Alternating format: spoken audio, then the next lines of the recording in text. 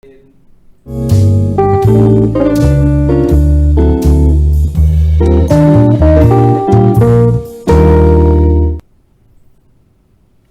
baru, nggak lihat ada zoom-zoomnya gitu. Selamat datang di hospital. Biasanya hospital ini kan gue pakai podcast doang nih. Jadi podcast doang, terus gue masukin ke Spotify, gue masukin ke YouTube juga, tapi nggak ada gambarnya. Nah kali ini mulai agak upgrade nih, agak upgrade. Kalau hospital sekarang tuh sistemnya di YouTube, jadi lo bisa ngelihat wajah gue yang makin mirip Sun Jongki. Nah, cuman kali ini konsepnya kita bikin agak berbeda ya. Hospital ini konsepnya agak berbeda karena ini studio baru. Gue ada 200 kali ngomong studio baru. Karena ini konsepnya adalah studio baru, jadi eh, jadi kali ini gue tidak akan memberikan materi yang banyak. Jadi dianggap aja nih kayak ruang praktek gue kan. Jadi yang gue lakukan adalah, ini gue pengen cerita dulu sama lu pada nih. Jadi tahun lalu pas COVID lagi naik-naiknya, itu tuh yang DM ke gua tuh banyak banget, banyak banget sampai ribuan. Enggak sih, lebay gua. Kayak kalau di Instagram cuma ada 9 plus gitu ya, nggak, jadi nggak tahu juga gua ribuan atau enggak ya. Cuma kan orang Indonesia kan gitu, dia banyak dikit ngomongnya ribuan, ya kan? Gitu, pintu banyak, jadi rumah walang sewu kan gitu. Padahal kan belum tentu segitu ya, belum tentu 1.000. Tapi intinya banyak yang DM ke gua, dan seperti yang lu tahu kalau gua tuh nggak terlalu ini ya di sosial media, di Instagram, di Twitter juga banyak gitu. Di Twitter juga banyak. Terus nanti kalau lu mau tahu Instagram gua tuh ada di deskripsi, nanti gua tulis. Terus di situ tuh banyak banget DM yang nggak bisa gua jawab. Nah, dan ketika gua baca beberapa, itu ternyata banyak yang pertanyaan-pertanyaan yang pada dasarnya sebenarnya sama. Jadi pertanyaan satu, kedua tuh sebenarnya jawabannya sama. Nah, terus gua kepikiran gimana kalau gua bikinin YouTube aja. Jadi gua bikinin YouTube House Vital, tayang sesering mungkin di channel YouTube gua, sesering mungkin di channel YouTube gua, untuk menjawab pertanyaan-pertanyaan lo yang bisa gua dapat dari DM TikTok, komen TikTok, komen Instagram, di DM Instagram juga, dari Twitter juga, di DM Twitter, di komen Twitter, itu semua gue baca. Kalau memang pertanyaannya bisa gue jawab, akan gue jawab. Dan di komen YouTube juga. Jadi lo kalau ada pertanyaan tentang kedokteran, apapun itu kesehatan lo, gue akan jawab. Nah, ada beberapa pertanyaan yang gue nggak bisa jawab, yaitu kalau gue tidak mungkin menjawab di sosial media, tidak mungkin gue jawab kalau ada yang nanya, dok obat apa. Jadi gue tidak mungkin menjawab soal terapi. Jadi gue nggak mungkin jawab tuh, dok kira-kira gue demam obatnya apa, gue nggak mungkin jawab. Jadi karena gue menghargai kode etik, pertama nanti bikin orang lain yang nonton jadi bingung, oh kok dia dokter ini bilang paracetamol, dokter yang ini ngasih gue ibuprofen, nah jadi bingung kan lo. Padahal kan paracetamol sama ibuprofen tuh ada seni memberinya, ada kondisi-kondisi tertentu yang kenapa dibelikan. Nah jadi bikin lo bingung. Yang kedua, gue selalu percaya kalau lo pengen berobat, lo ke dokter langsung, karena kadang-kadang ada penyakit yang memang dokter tuh harus pegang, dokter tuh harus sentuh, dokter tuh harus lihat, harus periksa, harus anamnesa, harus pemeriksaan fisik, pemeriksaan laboratorium, harus dilakukan itu supaya diagnosa lo tegak, baru bisa diberikan terapi. Sedangkan di sini kan nggak mungkin gua gimana caranya gua mau ngetes darah lo, kan nggak mungkin. Cuman YouTube ini bisa kita pergunakan sebagai guideline. Jadi kalau lu, karena kan kalau seandainya lu ketik sakit kepala di Google, itu kan yang keluar ngeri-ngeri tuh. Ngeri-ngeri banget gitu. Bahaya. Ya, kali ini tuh gua mencoba meminimalisasi. Jadi sebagai guideline, seandainya lu kena sesuatu, lu tahu lu harus kemana, dan lu harus tahu lu harus ngapain. Kira-kira kayak gitu sih, teman-teman.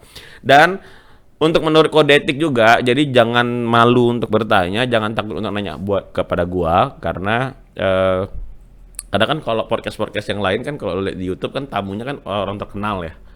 Ya gak sih? Orang-orang yang punya punya nama, lagi viral, lagi booming. Kalau gua tamunya lu. Asik. Menjilat sekali gua. Tamunya adalah kalian. Followers gua, subscriber gua, orang yang nontonin ini. Kalian adalah tamu podcast gua. Jadi jangan ragu bertanya. Kenapa? Karena gua eh, berusaha untuk menjunjung kode etik kedokteran ya, yaitu gua siapapun yang nanya jati dirinya atau data dirinya, baik itu nama ataupun thumbnailnya, atau thumbnail, profile picture-nya itu akan gua tutup. Jadi kerahasiaan tetap terjaga, cuman kontennya bakal kita bahas supaya siapa tahu ini menjadi jawaban juga buat orang lain yang punya kondisi yang sama dengan lu. Oke? Atau punya pertanyaan yang sama dengan lu. Lanjut aja ya, kita coba ya. Kita coba di pertanyaan pertama. Ini pertanyaan pertama dapat dari DM Instagram. Dokter, saya sudah 9 hari batuk sedikit tapi hidungnya meler terus.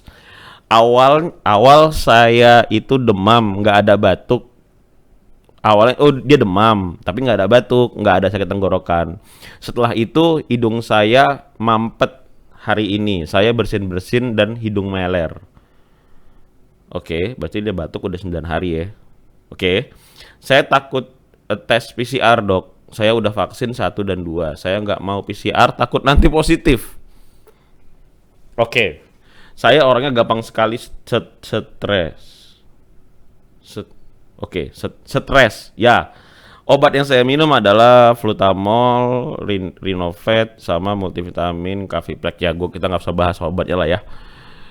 Saya udah isoman, nggak keluar kamar, sudah 9 hari. Saya mesti tes PCR atau gimana dok? Nah,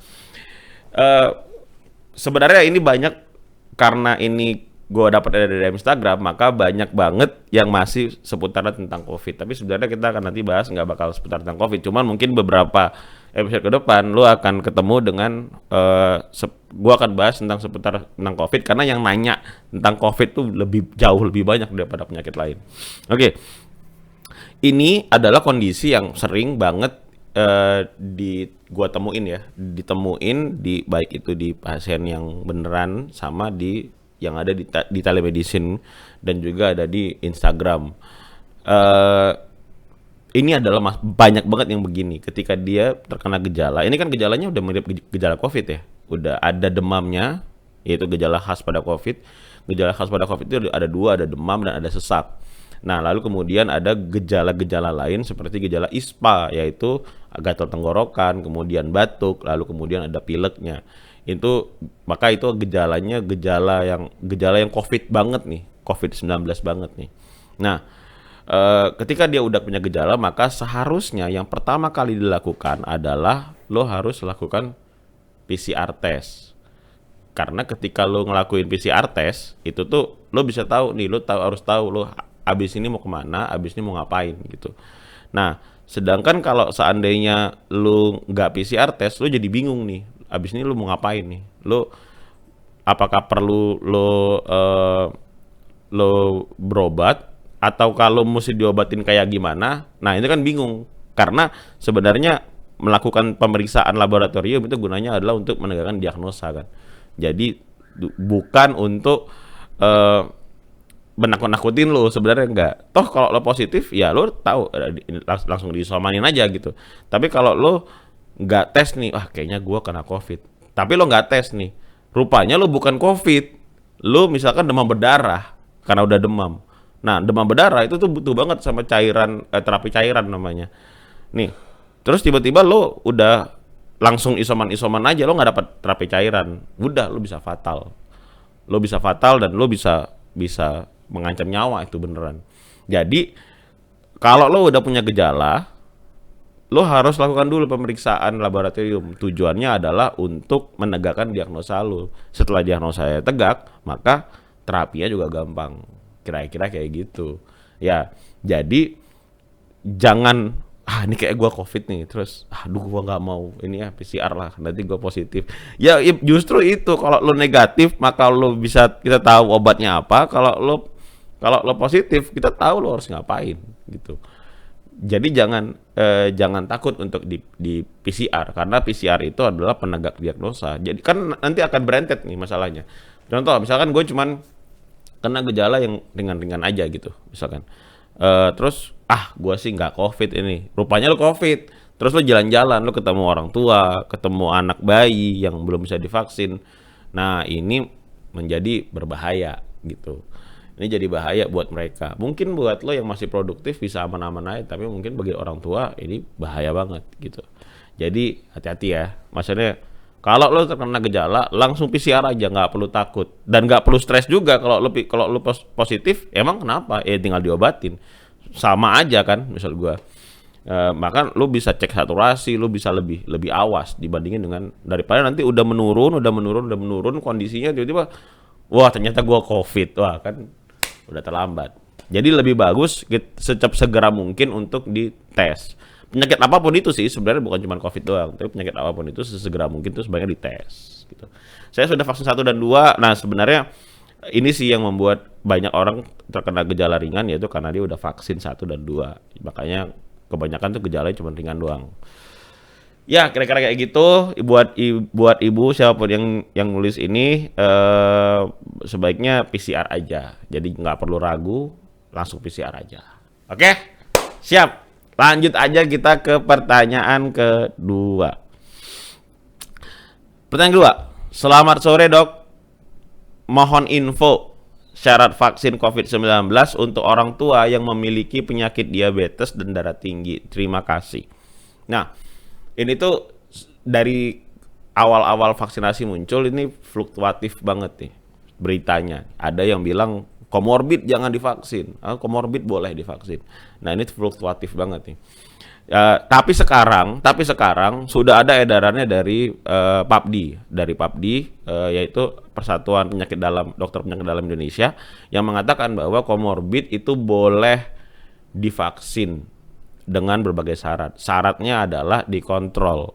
Jadi kalau lo kena darah tinggi atau ada orang tua yang kena darah tinggi, dikontrol dulu gitu, diobatin dulu, diminumin dulu. Karena kan biasanya darah tinggi kan 180 ke atas kan nggak boleh vaksin kan. Jadi diminumin dulu obatnya, diterapi dulu, dikasih dulu obatnya beberapa lama. Nanti ketika dia udah normal, ketika badannya udah enak, baru divaksin. Begitu juga dengan yang diabetes juga gitu, diobatin dulu diabetesnya. Jadi biar lebih sederhana, datang aja ke dokter penyakit dalam, bilang saya mau vaksin, masih punya diabetes, gimana? Nanti dokter penyakit dalam tuh bakal ngecek tuh HbA1c lo dan akan mengecek gula darah lo, kira-kira lo layak divaksin atau enggak. Jadi sebenarnya komorbid itu boleh aja divaksin.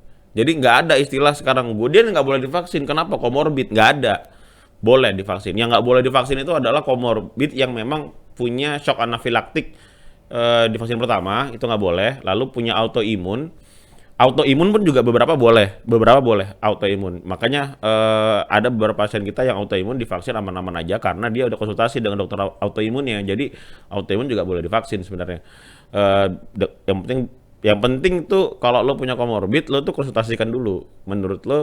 Menurutnya tuh kira-kira tuh bisa nggak ya divaksin? Kalau bisa, gas aja vaksin. Ngapain lo tunggu-tunggu gitu. Kalau emang ini perlu pengobatan dulu nih beberapa waktu, ya diobatin dulu. TBC bahkan HIV pun boleh divaksin dengan beberapa syarat-syarat tertentu. Nanti kita bahas lagi nih. Panjang nih soalnya kalau gue ngebahasin data yang satu persatu.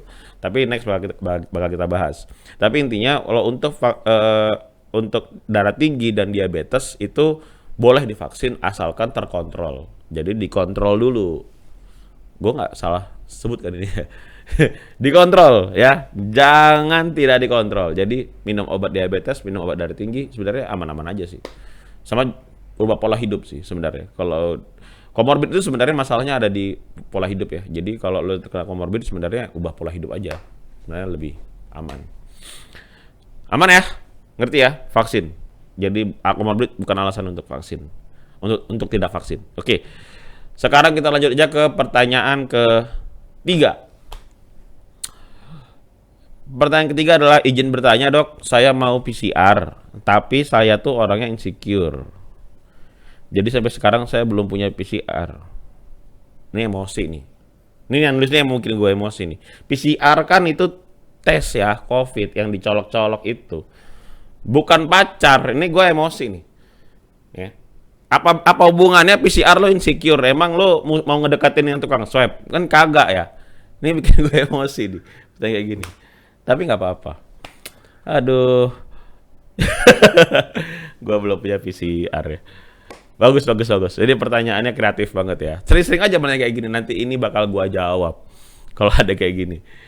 Ya, itu 3 pertanyaan yang sudah gue jawab hari ini. Terima kasih buat lo yang mau nanya. Lo bisa ke DM aja ke semua ke semua sosial media gue. Boleh itu di TikTok, ada di Instagram, ada di Twitter juga boleh. Mau yang mau nanya, ini tadi kenapa caranya gue nggak belum punya PCR, belum punya pacar maksudnya.